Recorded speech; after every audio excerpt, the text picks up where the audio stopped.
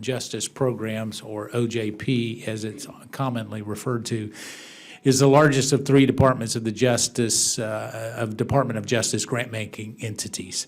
OJP gave out more than $4 billion in fiscal year 2015, with about $1.2 billion issued for state, local, and tribal law enforcement, plus another $251 million for the juvenile justice initiatives.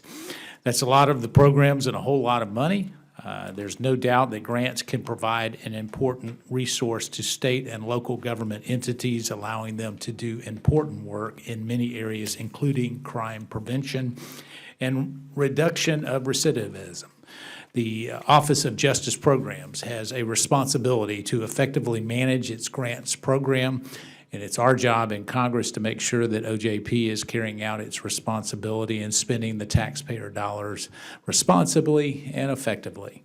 Over the last decade, OJP has made improvements in its grant-making process, thanks in no small part to the oversight provided by GAO and the Inspector General.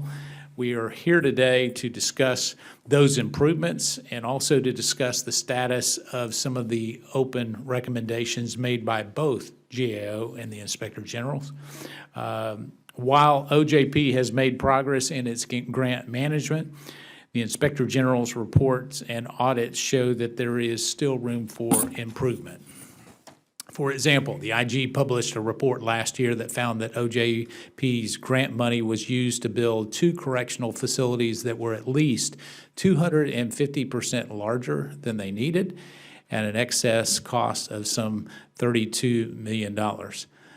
This was a $70 million grant to the Navajo Division of Public Safety to plan and construct a tribal justice facility.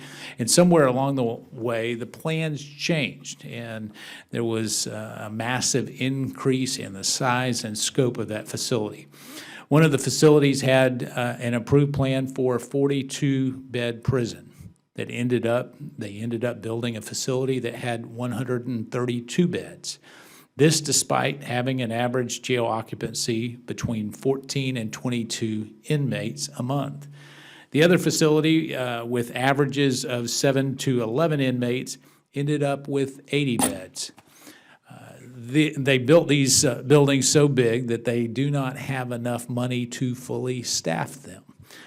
They sit there today largely empty, a $70 million price tag for nearly empty prisons. Look, my issue here is not about the grant itself. I can tell you that in my district, there have been the deployment of some of these grants in ineffective ways. But it's blatantly mismanaged taxpayer dollars, plain and simple, that we have to address. And here is the question I would like to get to today. Are we actually managing these grants at a sufficiently detailed level to achieve results, prevent waste, fraud, and abuse, or are we just checking the boxes?